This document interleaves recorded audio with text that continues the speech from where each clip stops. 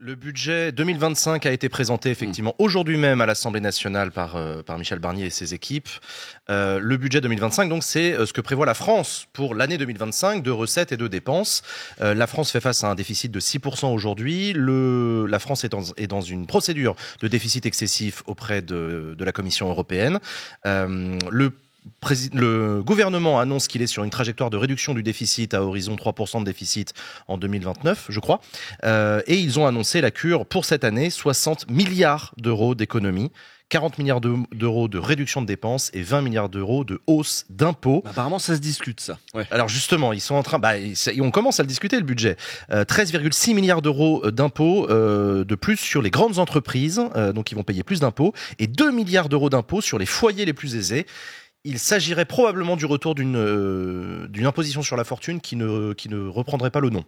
Oui, mais en termes de montant et en termes de taux, ce serait à peu près pareil. Ce serait temporaire et exceptionnel. Alors, temporaire et exceptionnel, ça fait marrer absolument tout le monde, évidemment. Donc voilà, ces hausses d'impôts seraient temporaires et exceptionnelles, mesdames et messieurs. Autant dire qu'elles vont durer. Baisse des dépenses, les ministères doivent réduire de 20 milliards. La sécurité sociale doit réduire de 15 milliards. Les collectivités locales de 5 milliards. Et il y a la baisse des aides à l'apprentissage pour 4,7 milliards. C'est absolument énorme. Après, le budget de l'apprentissage, c'est énorme. Spectaculaire, effectivement, ça va avoir des conséquences sur le quotidien des Français.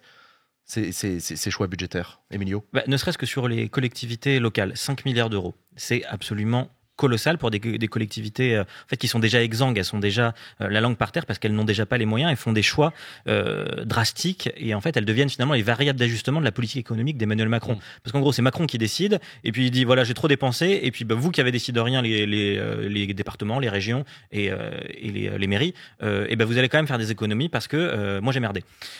Et donc en fait ça a un impact énorme sur les services publics qui sont quand même l'attente principale des citoyens lorsqu'on leur pose des questions dans les sondages. Ce qu'ils veulent voir revenir c'est les services publics, sauf que là ça va être l'inverse du retour des services publics parce que il va falloir couper, c'est littéralement faire des choix en fait entre payer le chauffage de la cantine et de l'école des gamins ou payer les fonctionnaires.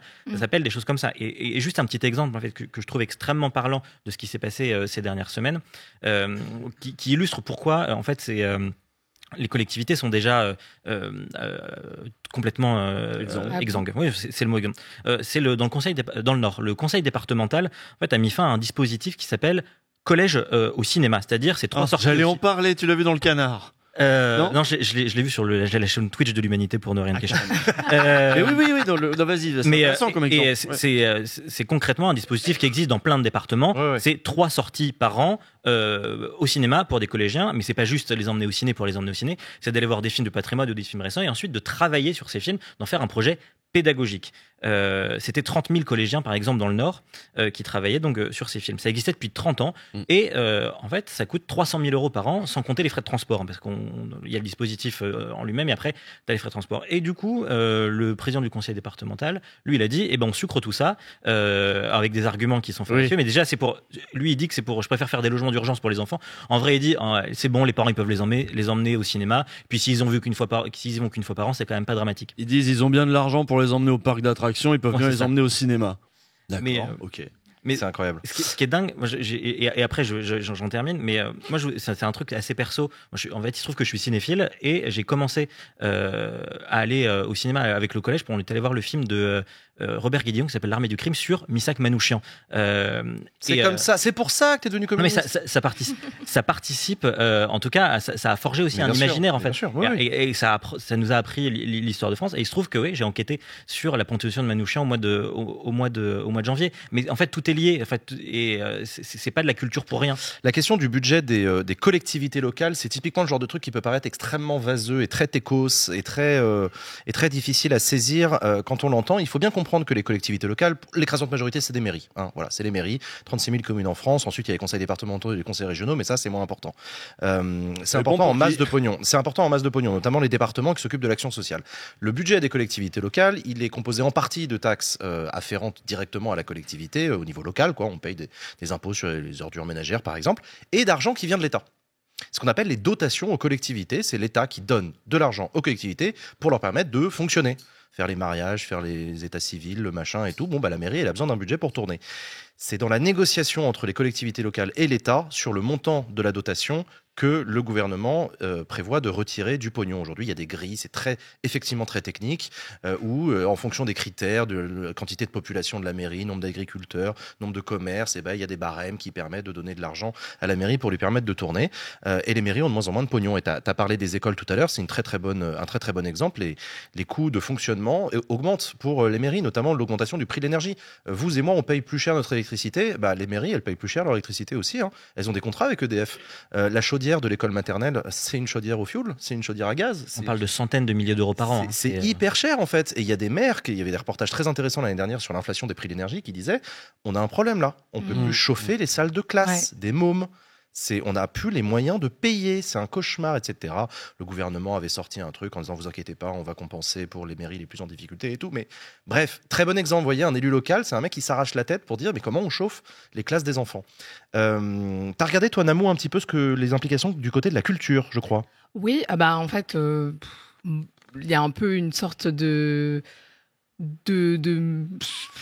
c'est pas vraiment on n'est pas très surprise dans le sens où on va se dire que le budget de la culture, il y aura pas d'augmentation, ça va continuer à sabrer parce que justement on garde la même ministre.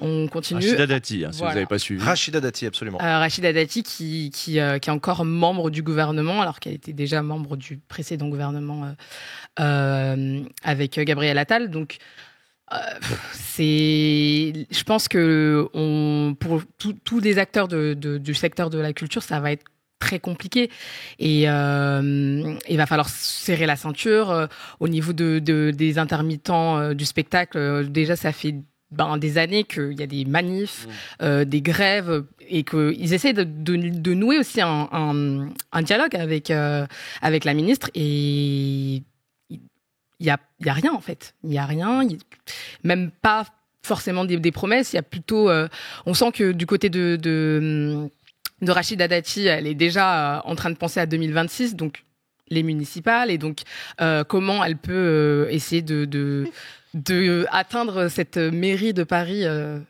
Séduire les Parisiens avec des baisses de dotation de la culture, ça va pas être simple. Ouais. On lui souhaite bon courage. Ce qui est assez phénoménal sur la culture, c'est qu'en fait ce gouvernement, d'autant plus avec l'arrivée de la droite traditionnelle, voire de la droite extrême avec certains comme Retailleau, c'est qu'en fait ils ont une vision très patrimoniale de la culture. C'est-à-dire que eux, c'est conserver l'existant, c'est vraiment la conservation. Donc c'est les vieilles églises, les vieilles pierres, ce qui est important de les conserver. Mais en fait, ce qui va être intéressant de voir dans le détail, c'est où est-ce que seront les coupes. Est-ce que ce sera notamment sur la création? C'est-à-dire que c'est toutes les œuvres nouvelles qui permettent de réfléchir, qui permettent de questionner les politiques existantes, et c'est probablement ça en fait qui sera ciblé. Donc, d'autant plus que tu disais, région Auvergne-Rhône-Alpes, Vauquier a trouvé du pognon pour faire un nouveau truc de spectacle de machin et en faire la promotion à l'école. Vous savez, des espèces de spectacles de roman national, des espèces de mini. De Puy du Fou. Voilà. Vous avez un Puy du Fou local, mais en un spectacle. Et là, ça s'appelle Vulcania. Ça s'appelle pas Vulcania? Non, ça c'est Giscard, ça. Oui. C'est Giscard. Non, mais là, va y avoir du pognon pour, par contre, vous voyez, c'est ça aussi le truc patrimonial et les machins. C'est-à-dire, la création, c'est dangereux, mais si la culture peut être mise au service d'un endoctrinement politique, les fascistes ont une conception aussi comme ça de la culture. Voilà, bien sûr. Roman, machin, mise au pas de la culture, parce que mise au pas des gamins, et la culture doit être servie non pas pour émanciper les gens et les faire créer, mais pour les mettre au pas sous le poids du lourd passé qui s'écrase et qui l'écrase. En parlant de mise on va regarder des films sur l'histoire de la France en garde à vous au SNU. Voilà. Oui. C'est ça. C'est ça. Usul, tu parlais tout à l'heure des divisions chez certains macronistes qui commencent à grincer des dents parce qu'ils voient que ça frise un peu trop l'extrême droite, ce gouvernement. Il y en a aussi d'autres qui font grincer des dents sur la question de l'augmentation des impôts. Bien sûr. Les macronistes, c'est une identité politique, le refus de l'augmentation des impôts, parce que augmenter les impôts, c'est tuer le macronisme. Enfin, c'est un désaveu. C'est un désaveu total. Parce que y a un pognon de dingue qui est parti dans l'entreprise, de plein de manières différentes. Hier, il y avait une tribune, ou aujourd'hui, je crois, il y avait une tribune dans Le Monde d'ailleurs, signée par plein de chercheurs pour dire on a arrosé les entreprises avec le crédit impôt recherche. Il y a même des petites boîtes qui se sont spécialisées pour facturer des prestations pour aider les entreprises à faire passer certains de leurs budgets comme de la recherche pour que du coup ils aient le pognon. Enfin, il y a toute une industrie qui s'est mise en place autour de ces aides plus ou moins détournées, et il y en a plein pour les entreprises. Et c'était ça la politique de Macron, c'était aider les entreprises. Ça nous a coûté un pognon de fou. Mais la politique, un budget, l'État, c'est des transferts. C'est prendre de l'argent quelque part pour le mettre quelque part. La politique de Macron, c'est on prend moins d'argent aux riches, on continue à en prendre un peu à tout le monde, mais on le donne plus aux entreprises. Et voilà. Donc, ce qui est remis en question, c'est on donne moins d'argent aux riches et, il va falloir en reprendre quand même un peu aux riches, un petit peu à la marge. Parce qu'on n'a pas le choix. Et puis, il va falloir en donner un peu moins aux entreprises. C'est ça aussi les économies. Par contre, ça va être intéressant à suivre. Ça va continuer à sabrer dans les services publics. Là, ça va sabrer grave. Et je regardais l'entretien de l'événement, là, vous savez, l'émission avec Caroline Roux. Face à Michel Barnier, et elle était chaude, hein. Fou. Elle aurait aimé qu'on y aille plus fort, plus vite, harder, better, faster, stronger, là. Elle disait mais non, mais il faut préparer, ça peut pas être que les riches qui vont payer, il faut préparer les Français à ce que, et l'autre tu disais oui on verra, et non mais va falloir leur dire qu'ils vont avoir moins de soins. Elle était chaude, mais vraiment elle était là à nous vendre le fait que même Barnier était trop mou pour elle. Donc faut comprendre un truc, et je le disais la semaine dernière avec Lucie Castet, on le disait, à chaque fois qu'il y a un service public qui s'effondre, il y a des entreprises qui se créent et il y a des capitaux qui sont prêts à investir ces secteurs économiques-là qui vont se libérer. C'est vrai pour l'éducation aussi. Quand la fac se casse la gueule, c'est tout un marché qui s'ouvre pour d'autres. Donc, les crèches. Il y a les crèches, les maisons de retraite, donc les EHPAD, etc. Donc le projet, certes, au niveau fiscal, on va vers un réajustement. Ça marche pas de plus rien demander aux riches. Ça marche pas. Par contre, au niveau des services publics, on continue la casse parce que ça, c'est bon pour les affaires. Et que la politique là de ces gens-là est toujours menée en pensant c'est bon pour les affaires. Il y a des gens qui donnent l'exemple des cours à domicile, par exemple, qui marchent de mieux en mieux. Oui. Sur fond de. Puis même il y a même des conseils pour s'en sortir dans Parcours Plus, tu vois, par exemple. Il y a du coaching. C'est des gens qui pensent sincèrement que une entreprise fonctionne mieux que l'État aussi. Hein. Enfin, c'est un truc. Ce n'est pas que du cynisme. Ils sont persuadés ils sont persuadés de ce qu'ils racontent, que lorsqu'on met une entreprise à la place d'un service public, ce sera plus efficace. Mais Usul, t'as raison, c'est d'une hypocrisie folle, en fait, les Darmanin et compagnie. Parce qu'ils ne précisent jamais de quel impôt il s'agit. Ils disent, il faut pas augmenter les impôts comme si on allait augmenter les impôts des classes populaires. En fait, il s'agit pas de ça. Il s'agit d'augmenter les impôts de ceux qui ont vu leur fortune faire x6 en 7 ans. Les 500 plus grandes fortunes sont passées de 200 milliards d'euros en 2017 à 1200 milliards aujourd'hui. Merci. Ouais. Non, mais c'est intéressant le parallèle avec les entreprises. Moi, je suis chaud qu'on gère l'État comme une entreprise en phase d'investissement, par exemple. Genre, tu sais, le moment où on crache du pognon là pour investir, bah vas-y. Non, mais let's go, faisons des investissements. Moi, ça me va très bien. Bah, tu vois, quand il parle d'entreprise, je sais pas de quoi il parle à chaque fois. Je sais pas de quelle entreprise il parle pour désigner quoi. C'est extrêmement étrange. Je vous conseille la tribune, voilà, dans Le Monde sur les chercheurs, là, les 2000, je sais plus, 200 ou 2000 chercheurs parce que c'est une catastrophe aussi la fac, et parce qu'il y a eu le rapport Draghi qui a dit putain, donc sorti début septembre, le rapport Draghi qui a dit même au niveau de l'Europe, là on a un problème d'investissement, notamment on n'investit pas dans là où il faudrait pour l'avenir, à savoir là où il y a des cerveaux, là les universités, la recherche, etc. Et nous en France, ce qu'on a fait, c'est qu'on a donné des cadeaux aux entreprises. Ah bah c'est l'entreprise qui va faire de la recherche.